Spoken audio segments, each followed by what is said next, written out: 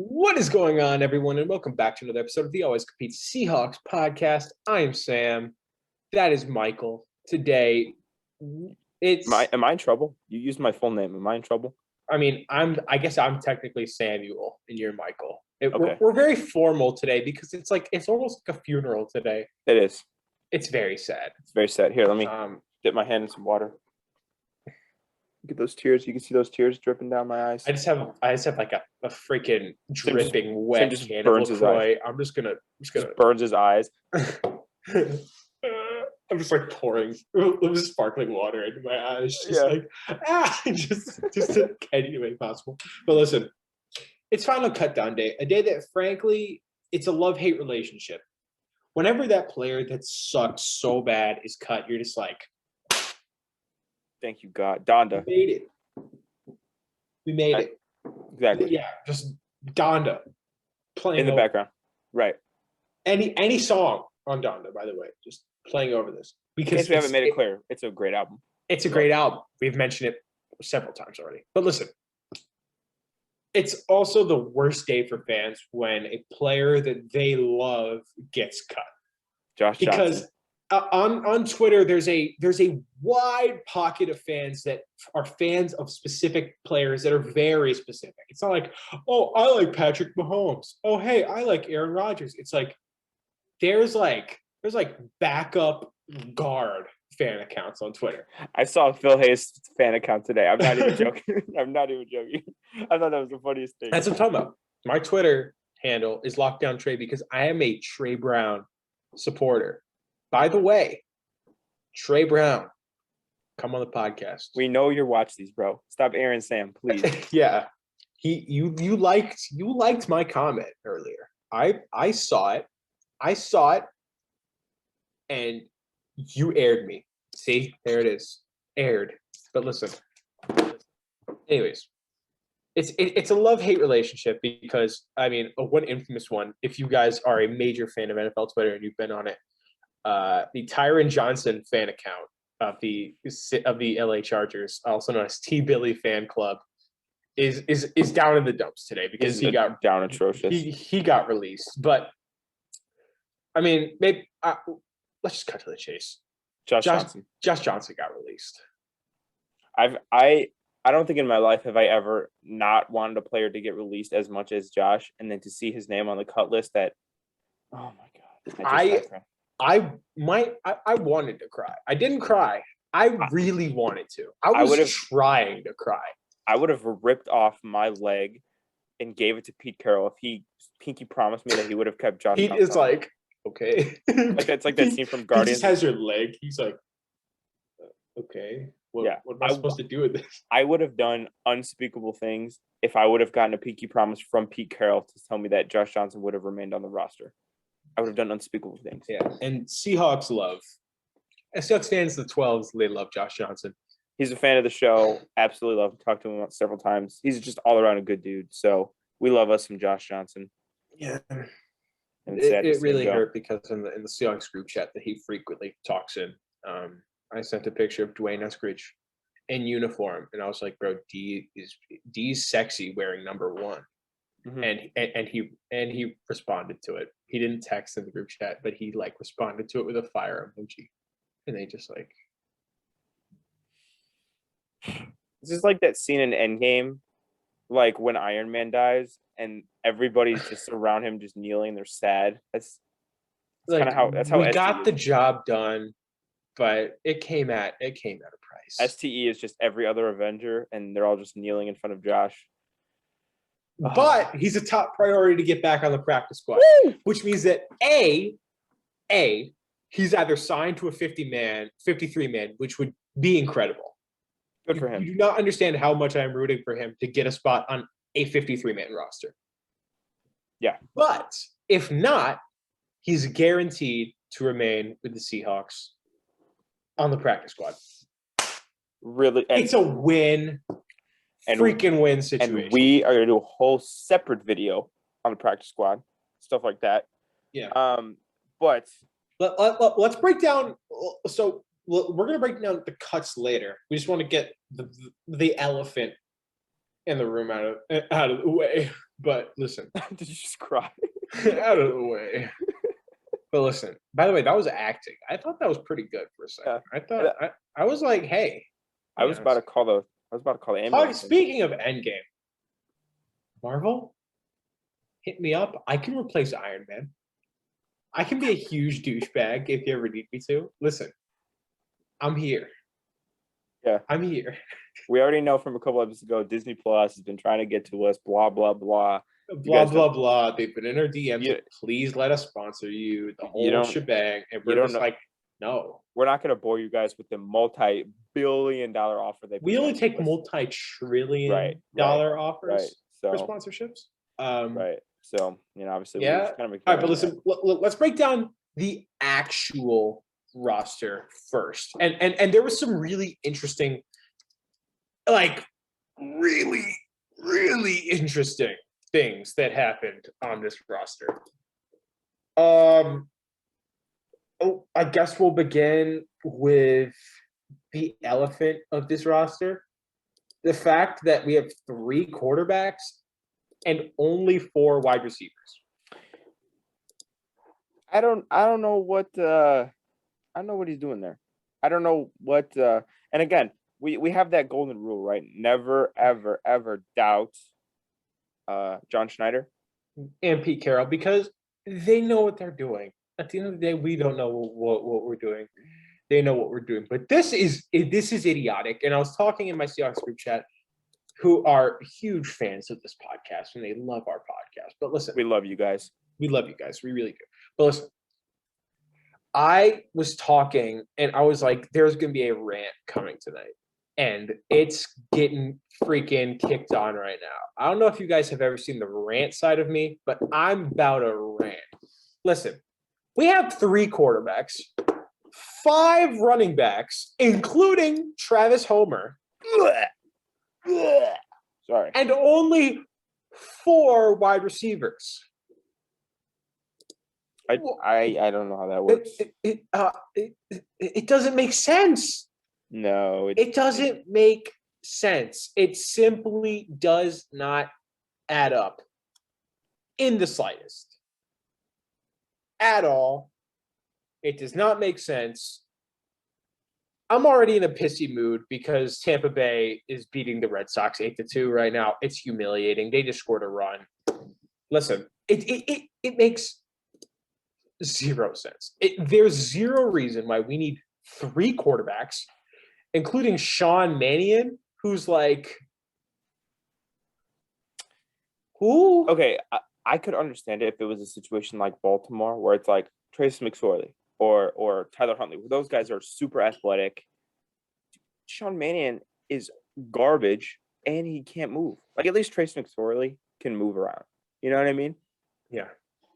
I mean, Sean Mannion, I don't. Listen, we made a conscious decision to keep guys like Travis Homer on the roster over Josh Johnson, which I'm sorry. Like, listen, Josh, I know that you probably love your running back teammates. As a Seahawks fan standpoint, that doesn't make a lot of sense to me. 4 wide receivers simply does not add up. Why only 4 wide receivers? Because, dude, one of them tweaks their ankle. We have 3 wide receivers. 3 wide receivers.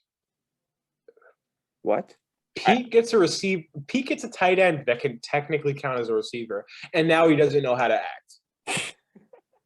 And now he does not know how to act. Now he's like, oh, yeah, that's an extra wide receiver right there. No, it's not an extra wide receiver, Pete. And somebody said, oh, DJ Dallas used to play wide receiver in college.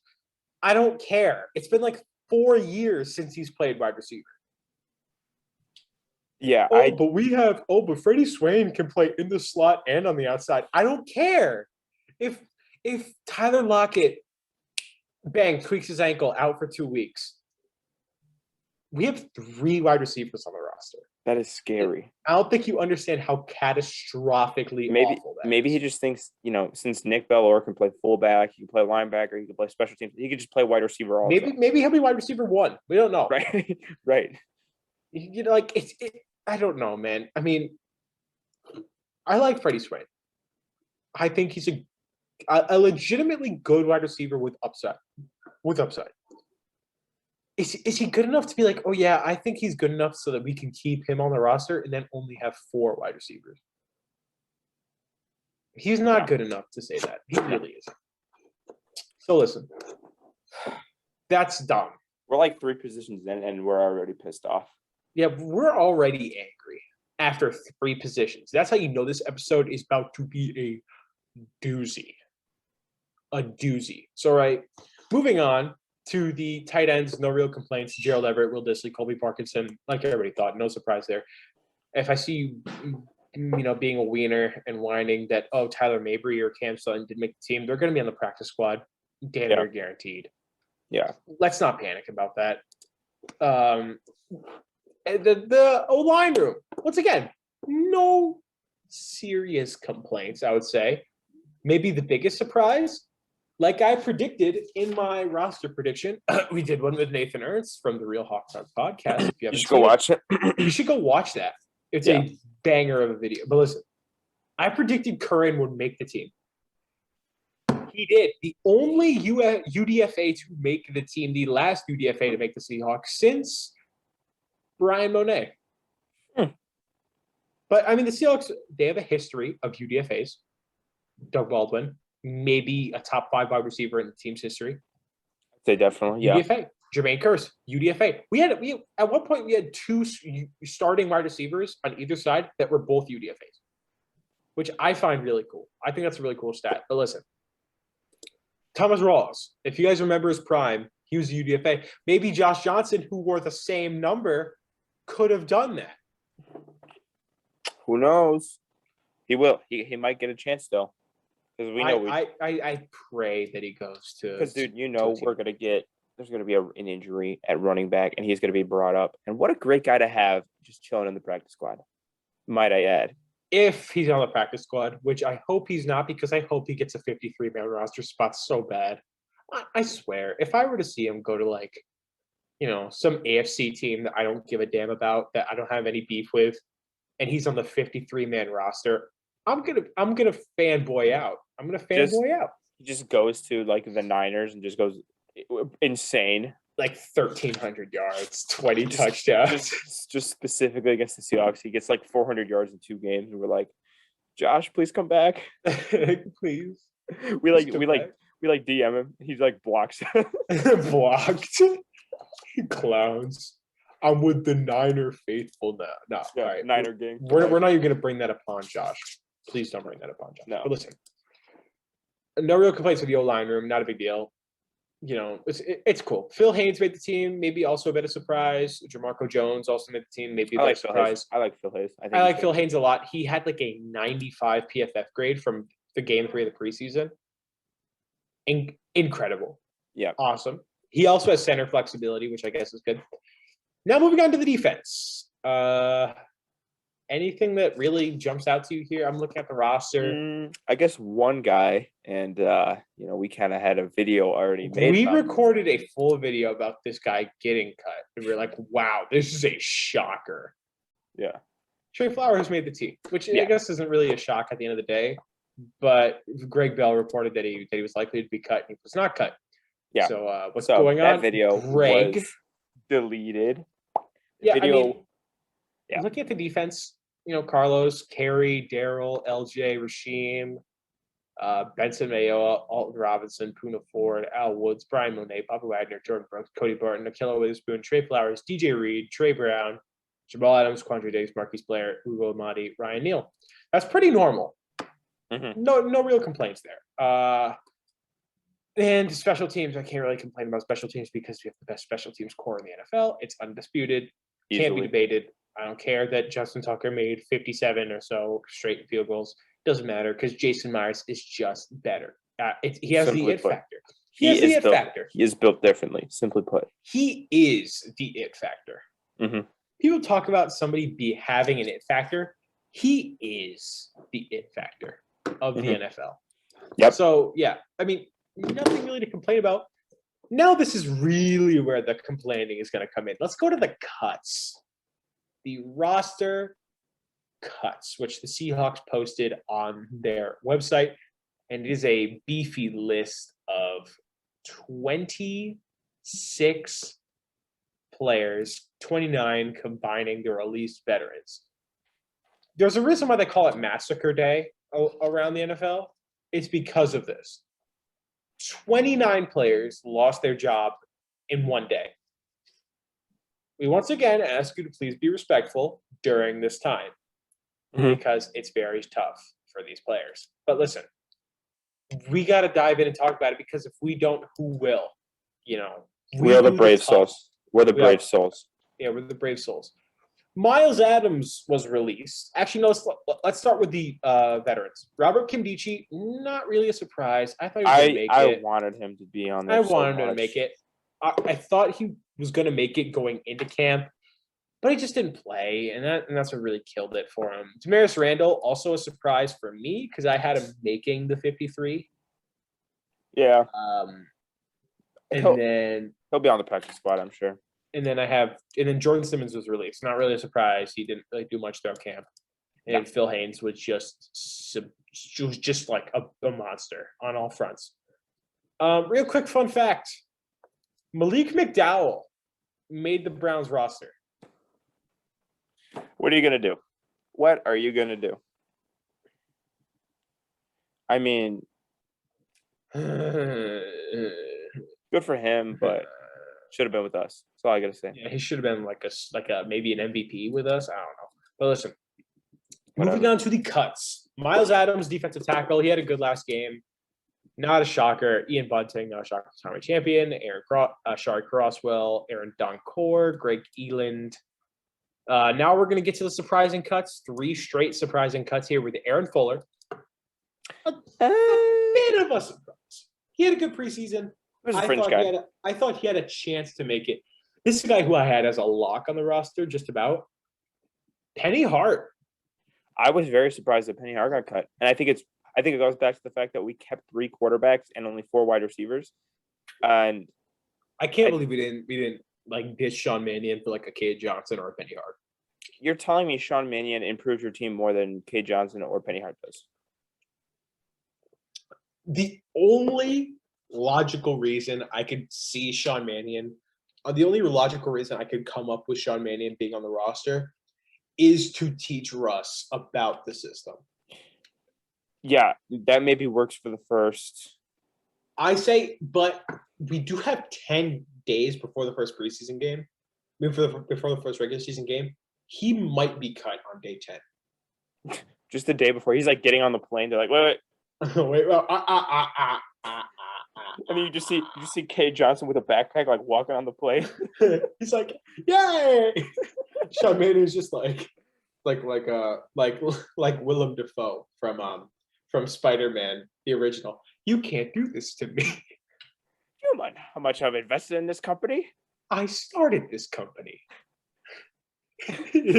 Just like he flips out. He's like, how much I sacrificed. He's like, whoa. He's like, fine, man. You could make the team. How much of a betrayal would that be for an NFL player to be like, I made the team. I'm playing in a regular season. I'm suiting up for a regular season game tomorrow. Isn't this awesome? And then they're like. No, it would be so funny. Like spends hours and hours with Russ, like at his house, like teaching him offense, like grinding on the playbook, like watching reading film. Every little thing. He's in practice, making great plays. He's like the coach. Are like, good job, Sean. You're looking real good. He's like first guy in at like 2 a.m., last guy out at like midnight, watching film, just like 1 hour of sleep, like gallons of coffee. He's putting in the work, and you get on the plane. You're like, I made it. I put in the work and I made it. It's like, no. Or dude, Pete like forgets to tell them they're like on the plane and they just like, here's parachute and we'll see you next week. Yeah, since you're technically not on the team, we could not have you be on this plane. We only rented 53 hotel rooms, so you're gonna have to sleep in the lobby for this week, unfortunately. Like as we all know, coaches and players share hotel rooms. No, not even that. It's just Russ, DK, and Tyler. They share a hotel room. Yeah. We're gonna stop. I think we should. Yeah, we should stop. But Sean Mannion,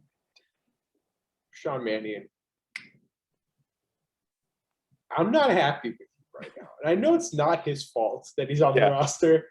Bro, I hate you for being a competent NFL player.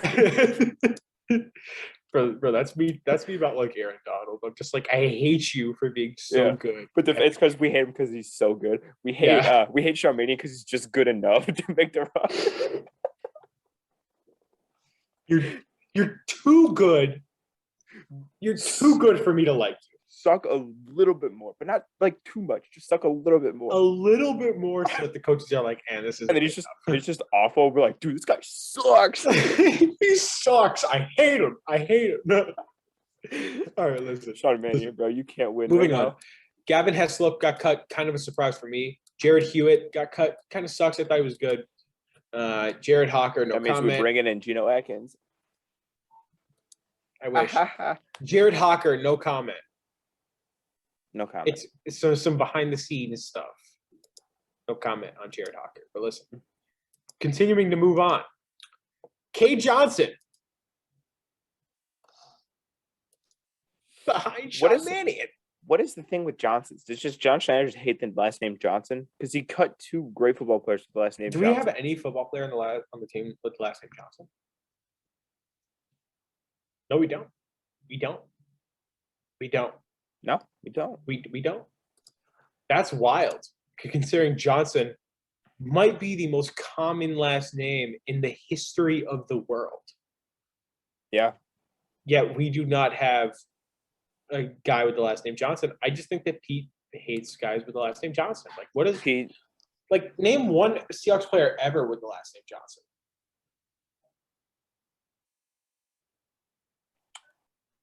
I was gonna say Tank Johnson, but I don't think he played for the Seahawks. Nobody. There's got to be one. This is becoming a new conspiracy video where we just It's like John Schneider hates people with the last name Johnson. Just as you guys can't see, we were kind of like rambling here because we like. We're just upset. We're like a teenage girl who just broke up with her boyfriend. We're just sad, and like she can't stop laughing at everything. Just like that's funny. Listen, we're like a teenage girl that got dumped at prom in front of everybody. Mm-hmm. We go running out. We act like we're okay, mm-hmm. but we're hurt, man. Yeah. We're in some pain right now. We want to cry and just down some ice cream. Like, even Donda can't heal this pain. It can help a lot. It can help. It can help a lot. Like, it can, like, meld the wound, but the scar will be there. Right. By the way, that was some deep stuff right there, but listen. That was really deep. Bro, you good? No, listen. Everything's okay. Because Josh Johnson, he's next on the cut list. Pierre-Olivier Lestage got cut. Likely practice squad. Brad Lundblade, probably practice squad. Too many L's in that name for me to speak. Tyler Mabry, probably practice squad. Joshua Moon, maybe John Reed, maybe John Radigan, probably. Derice Roberson, maybe. Will Sunderland, probably not. Cam Sutton, probably not. Or maybe Cody Thompson, probably. Travis Toivonen.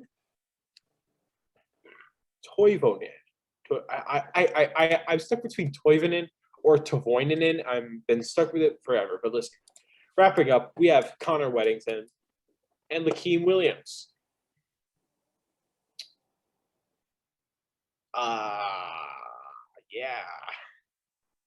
Yeah.